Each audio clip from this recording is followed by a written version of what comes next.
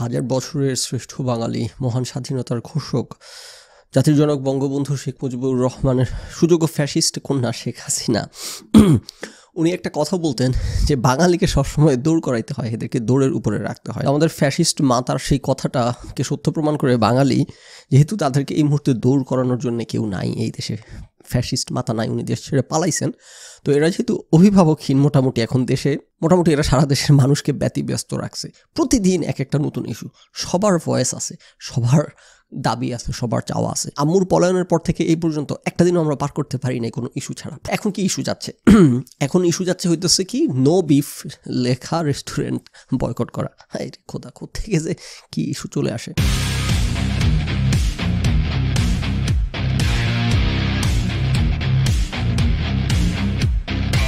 এটা সূত্রপাত কোথা থেকে কিভাবে হঠাৎ করে হইল সেটা আমার জানা নেই, আপনাদের কারো জানা থাকলে প্লিজ জানান। একটা দেখতেছি ছবি আর কি বলে আপনার থাম্বনেইল, প্রচুর ঘুরতে দেখলাম। সো আমি ধারণা করে নিচ্ছি হয়তো এটাই উৎস কিনা, উৎস না হলেও এনার মাধ্যমে এই জিনিসটা ছড়াইছে সম্ভবত। ডাক্তার মেহেদি হাসান উনি বলতেছেন নো বিফ লেখা রেস্টুরেন্ট দেখলে ঢুকবেন, বিফ অর্ডার করবেন, দিতে পারবে না। মালিক পক্ষকে সুন্দরভাবে বলবেন বিফ না রাখার কারণে আপনার রেস্টুরেন্টকে বয়কট করলাম। এটা চলতে থাকলে পরিবর্তন আসবে ইনশাআল্লাহ। আমি যেটা বুঝতেছি ডক্টর মেহেদি হাসান ভাই উনি কপি মারছেন। সাধারণত সচরাচর ওনাদের মাথা থেকে মৌলিক বুদ্ধি কমই বের হয়, বেশিরভাগই যৌগিক, আরেক জায়গা থেকে মেরে দেয়া। ওই যে রেইনবো স্যার কি জানি, আসিফ মাহতাব স্যার, আসিফ মাহতাব ব্র্যাক ইউনিভার্সিটির, উনি যে বলছিলেন যে সমকামিতা নাকি ছিল বইয়ের মধ্যে, তো সেই ব্যাপারে উনি বলছিলেন, দেখেন একদম এক্স্যাক্টলি এই ভাষাতে, এই ল্যাঙ্গুয়েজে, এই অর্ডারে এবং এই ধরনে উনি বলছিলেন যে এই ধরনের বই শরীফার বইগুলো আপনারা যাবেন দোকানে, টাকা দিয়ে বইটা কিনবেন, কিনে তারপর আপনি এটা ছিঁড়ে সেখান থেকে চলে আসবেন। ওই নয় একইভাবে রেস্টুরেন্টে ঢুকবেন, ঢুকে অর্ডার করবেন, ওই রেস্টুরেন্ট মালিককে বলে আসবেন যে আপনার রেস্টুরেন্টকে বয়কট করলাম। তো যাই হোক, এখন কথা হচ্ছে যে এই যে এটা চলতেছে, এটার সব বিভিন্ন দিক নিয়ে আমরা আমাদের কম্প্রিহেন্সিভ একটা আলাপ দিব আর কি এখন। তো সেই আলাপে ঢোকার আগে এখানে এই প্রসঙ্গে আরেকটা লেখা বেশ হইতেছে, ভাইরাল হয়েছে ইফ ইউ উইল, মানে অনেক শেয়ার টেয়ার হচ্ছে। আবু বকর শায়েম উনি বলছেন কথাটা, ওনার কথাটা ভালো লাগছে, এই জন্য ওনার কথাটা পড়ে রিভিউ করে তারপর আমরা আমাদের আলাপে ঢুকি। উনি বলছেন যারা নো বিফ রেস্টুরেন্টে গিয়ে বিফ না থাকলে গ্যাঞ্জাম করতে চান, টেকনিক্যালি এটা পসিবল না, কারণ আপনি ওইখানে গেছেন মানে রেস্টুরেন্টে গরু ঢুকে গেছে। আবার কিছু হয়েছে, প্রসেশনও হয়েছে, তারপর রাস্তায় হইতেছে প্লেকার্ড টেকার্ড নিয়ে দাঁড়ায় থাকার কিছু ঘটনা ঘটছে। তো সেগুলো দেখে ওখানে ওনারা প্লেকার্ডে কী লিখে কী নিয়ে দাঁড়ায় আছেন সেগুলো আমরা একটু দেখে তারপর আমরা আমাদের আলাপ করবো আর কি। সো এখানে দেখতেছি প্লেকার্ডে লেখা, গরুর গোশত খাওয়া ইমানের অঙ্গ। হায় রে বাটপারগুলার, সব কিছুর মধ্যে ধর্ম বলে দিতে হবে, এদের সব বাটপারি জাস্টিফাই করতে হবে ধর্ম দিয়ে। ওকে, গরুর গোশত খাওয়া দেশপ্রেম ইমানের অঙ্গ, গরুর গোশত খাওয়া ইমানের অঙ্গ। আচ্ছা, তো গরুর গোশত ইমানদার ও মুশরিকের মধ্যে পার্থক্য বোঝেন অবস্থা। গরুর গোশত ইমানদার ও মুশরিকের মধ্যে পার্থক্য, এবং এটাও কিন্তু এই বাটপার কপি মারছে আমাদের সেই ভাইয়ের মতো। বললাম না, এদের কোনো মৌলিক নেই, এদের মাথায় খালি যৌগিক। এটা কোত্থেকে মারছে বললাম তো, একটা হাদিস আছে না যে নবী সাল্লাল্লাহু আলাইহি ওয়াসাল্লাম বলছেন যে কাফের এবং ইমানদারের মধ্যে পার্থক্য হচ্ছে নামাজ। আছে একটা, সত্য মিথ্যা জানি না এরকম, সেটাও উনি এখানে মারতেছেন। ইমানদার ও মুশরিকের মধ্যে পার্থক্য গরুর গোশত। তোরা কই পাস এইসব হাদিস? তোরা এখন এগুলাকে করার দরকার কিনা, এগুলাকে চার রাস্তার মোড়ে এগুলা গলায় ধরে দেওয়া দরকার কিনা? অবমাননা, ধর্ম অবমাননা, নবীজি অবমাননা, সাতেমে রাসুল, এগুলা করার জন্য বদমাশগুলা তোরা করলে কোনো সমস্যা নাই, অন্যের বেলায় খালি পায়ে দোষ। তো যাই হোক, এখানে হাদিস বিকৃতি করে, হাদিসকে ব্যঙ্গ করে, বিদ্রুপ করে এখানে নিয়ে দাঁড়ায় আছে। তো এগুলো এত অবিশ্বাস্য জোকারি যে আমি প্রথম দেখে বোঝার চেষ্টা করতেছিলাম পিনাকি ভট্টাচার্য এবং ইলিয়াস হোসেনের মতো তো গুজব করা যাবে না। কোথায় কোন ছবি পেয়ে শেখ হাসিনা বলে পিনাকি ভট্টাচার্য শেয়ার করে ফেসবুক ইউটিউবে ফাটাই ফেলছিল। যাই হোক, আমি এটা নিয়ে যেহেতু আলোচনা করতে চাই, এই জন্য বোঝার চেষ্টা করতেছিলাম যে অনেকটা আছে না যে এডিট করে বসায় দেয়, এমন কিছু কিনা।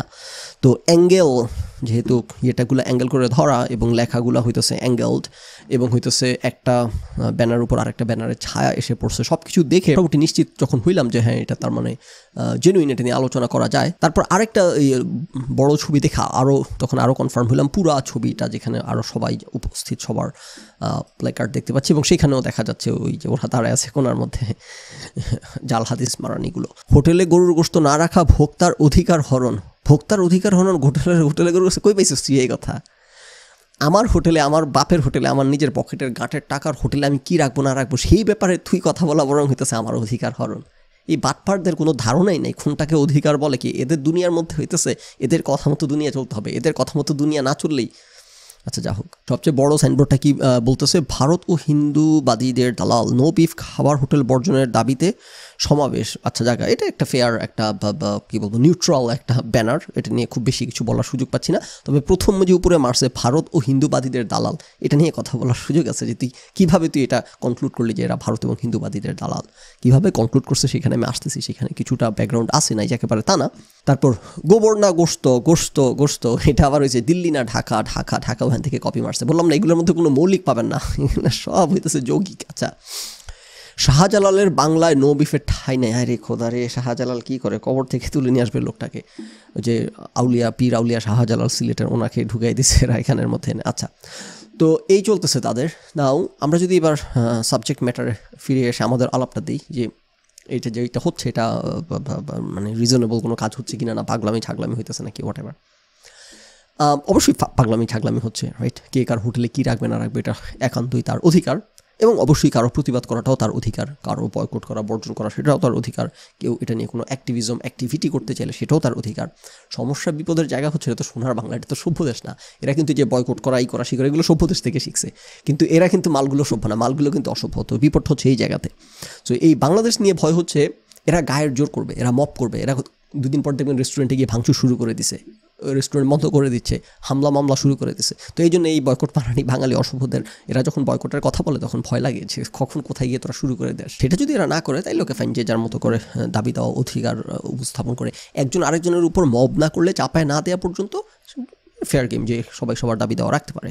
নাও এই যে তাদের এই ছ্যাবলামি এবং ছাগলামিটা, এটাকে যদি আমরা একটু কনটেক্সটে আনি তখন ব্যাপারটা কিছুটা ছাগলামির পরিমাণটা মাত্রাটা কমে আসে। সেটা কীভাবে, যে তারা যে এই দাবিটা আনছে এটা কিন্তু শূন্য থেকে আকাশ থেকে টুপ করে পড়ে না, এটা একটা ঘটনার ব্যাকড্রপে তাদের এই দাবিটাই আজকে উঠে আসতেছে, এবং এই যে হিন্দুর দালাল মোদির দালাল, রাইট। এবং সেটা আমরা সকলে জানি যে গত ফ্যাসিস্ট সরকারের আমলে একটা ডিফ্যাক্টো নিষিদ্ধ ছিল গরুর বিফ বিভিন্ন জায়গাতে, বিভিন্ন ইউনিভার্সিটিতে, বিভিন্ন ক্যাম্পাসে, বিভিন্ন হলে, বিভিন্ন ডিপার্টমেন্টে, স্পেশালি ঢাকা ইউনিভার্সিটির চারুকলা এবং ছায়া নটনটিদের ওখানে গরুর গোশত নিষিদ্ধ থাকায় এটা বেশি আলোচিত হয়েছে দেশে। কেন? কারণ তারা হইতেছে একটা মঙ্গল শোভাযাত্রা করে প্রতি বছর, এবং সেই মঙ্গল শোভাযাত্রায় বিভিন্ন হিন্দু ধর্মাবলম্বীদের বিভিন্ন সাইন, সিম্বল, দেবদেবী এগুলো নিয়ে নর্তন কীর্তন করে, এবং কিছু বলে যে না এটা নাকি সোনার বাংলার 1000 বছরের ঐতিহ্য। তো সেইখানে একটা টেনশন দীর্ঘদিন ধরে আসে। সেই টেনশনের মধ্যে আবার ওই ডিপার্টমেন্টে গরুর গোশত নিষিদ্ধ, বাংলাদেশের মতো একটা দেশে যেখানে 90% মুসলমানের দেশ, সেইখানে গরুর গোশত নিষিদ্ধ একটা আলোচিত জায়গায় ঢাকা ভার্সিটিতে, ঢাকার প্রাণকেন্দ্র শাহবাগের একটা ডিপার্টমেন্ট, ঢাকা ভার্সিটির মতো জায়গাতে। এবং তখন এই জিনিসগুলো আলোচনায় উঠে আসে, আমরা জানতে পারি সারা বাংলাদেশে প্রচুর জায়গাতে এরকম গরুর গোশত নিষিদ্ধ করে রাখা হয়েছিল। মিকটকে একটা লেখা দেখতেছিলাম, একজন লিখছে যে ওনাদের হোস্টেলে হইতেছে গরুর গোশত নিষিদ্ধ ছিল, কারণ হোস্টেলের যে হেড ছিল সে ছিল, বা প্রতিষ্ঠানের হেড সে ছিল হইতেছে হিন্দু ধর্মাবলম্বী, এবং উনি নিষিদ্ধ করে রাখছে এটা বলে যে রেড মিট হইতেছে ভালো না স্বাস্থ্যের জন্য, এই কথা বলে শুধু গরুর গোশত নিষিদ্ধ, অন্য সব কিছুই কিন্তু চলতেছে। তো ছাত্ররা কিছু বলতে পারে না। এইগুলো যখন চলছে গত ফ্যাসিস্ট সরকার আমলে, তখন তো সারা দেশে গুন্ডা পান্ডামি করছে, তার মধ্যে হিন্দু ধর্মাবলম্বী যারা তারাও পান্ডামি করছে। এই কারণে তাদের উপর এখন আবার আক্রমণ হচ্ছে, যেগুলোকে আবার ইন্ডিয়ান গুজববাজ মিডিয়া হইতেছে সংখ্যালঘু নির্যাতন বলে চালাইতেছে। সংখ্যালঘু নির্যাতন বাংলাদেশে শুধুমাত্র হিন্দু ধর্মের কারণে কমিউনাল ভায়োলেন্স যেটা, ওইটা বাংলাদেশে অলমোস্ট অনুপস্থিত। বাংলাদেশে যেটা উপস্থিত সেটা হচ্ছে দুর্বলের উপর হামলা মামলা করা, পান্ডামি করা, সুযোগ নিয়ে রাষ্ট্র ক্ষমতা ব্যবহার করে দুর্বল, ওই যে বলে গরিবের বউ সবার ভাবি, ওইগুলা করা। সো ওই রিসিভিং অন অ্যান্ডে হিন্দুরা পড়ে, ওই রিসিভিং অন অ্যান্ডে আমি পড়ি, আপনি পড়েন, যারা আমরা ভেদামা স্টেপের সকলেই পড়ে। ওই ব্যাকড্রপে, ওই ইতিহাসের কারণে, সেই কালো ইতিহাসের কারণে আজকে এই দাবিটা উঠছে যে এই নো বিফ, এটা তো বাংলাদেশে দীর্ঘদিন ধরে চাপায় দেওয়া হয়েছিল, সুতরাং এতদিন কথা বলার তারা কোনো পায় নাই, ভয়েস পায় নাই সরকারের কারণে। মুখ খুললে এদেরকে জঙ্গি টঙ্গি বলে, জামাতি বলে হ্যারাস করা হইতো। এখন সুযোগ পাইছে, এখন তো আবার এরা সুযোগ পেয়ে এখানে রীতিমতো মবের রাজত্ব কায়েম করে ফেলছে। তো এই কারণে আর কি মোটামুটি ওই ব্যাকড্রপে এই দাবি উঠে আসছে, রাইট। সো সেই কনটেক্সটে ফেললে জিনিসটা যে একেবারে ভিত্তিহীন বা জিনিসটা যে মানে একটা উইয়ার্ড দাবি ব্যাপারটা তা না, কনটেক্সটে ফেললে এটা বরং একটা কালচার ওয়ারের অংশ। সেই জায়গা থেকে তাদের প্রতি আমার সিম্প্যাথি এবং কাইন্ড অফ সমর্থন আছে। কিন্তু বাবারা বদমাইশি করবি না, ধরা এখন তো ফ্যাসিস্ট সরকার ক্ষমতায় নাই, এখন তো তারা এসে যেটা আমি যে কারণে এই বিপ্লব মারানিদেরকে গালমন্দ করতেছি, যেটা আমরা শুরু থেকে আলোচনা করে আসতেছি, আমাদের যারা হচ্ছে যাদের পেছনে রাষ্ট্র থাকে, সিস্টেম থাকে, যারা পাওয়ারফুল, তাদেরকে নিয়ে আমাদেরকে কথা বলতে হবে। যারা দূরের উপর আছে এদেরকে নিয়ে তো কথা বলার কিছু নাই। যেমন আওয়ামী লীগের পান্ডারা এই মুহূর্তে দূরের উপরে আছে, তাদেরকে বিচারাচার হবে না? অবশ্যই হবে। যারা বিভিন্ন অন্যায় অপরাধ করছে, যারা খুন গুমে জড়িত ছিল, যাদের বিরুদ্ধে সুনির্দিষ্ট ফৌজদারি অপরাধের অভিযোগ আছে, শুধু তাদের বিরুদ্ধে সুনির্দিষ্ট তদন্ত এবং মামলা হবে। এই ছাড়া যে গণহারে মামলা দেয়া, গণহারে হয়রানি করা, পান্ডামি আর কি, সোনার বাংলার পান্ডামি যা আগের সরকার করছে সেগুলোই নানান ফর্মে নানান মাত্রায় চলতেছে। এইসব পান্ডামির বিরুদ্ধে আমাদের অবস্থান। তো সেই জায়গা থেকে এখন আগেকার ফ্যাসিস্ট পান্ডারা দূরের উপর আছে, সুতরাং এগুলোকে নিয়ে বাড়াবাড়ি করার কোনো মানে হয় না। আমাদের রাষ্ট্র গঠনে, রাষ্ট্র সংস্কারে মনোযোগ দেওয়া উচিত এবং এই মবগুলোকে নিয়ন্ত্রণ করা উচিত। এই মবগুলা দেশটাকে একটা নরক বানায় রাখছে, সেগুলো হইতেছে আমাদের প্রায়োরিটি। আগেকার দুঃখ, ক্ষোভ, ঘৃণা, গ্রিভেন্সেস ভুলে যদি আমরা দেশ গঠনের স্বার্থে কাঁধে কাঁধ মিলিয়ে আগে যেতে পারি, সেটাই দেশের জন্য ভালো।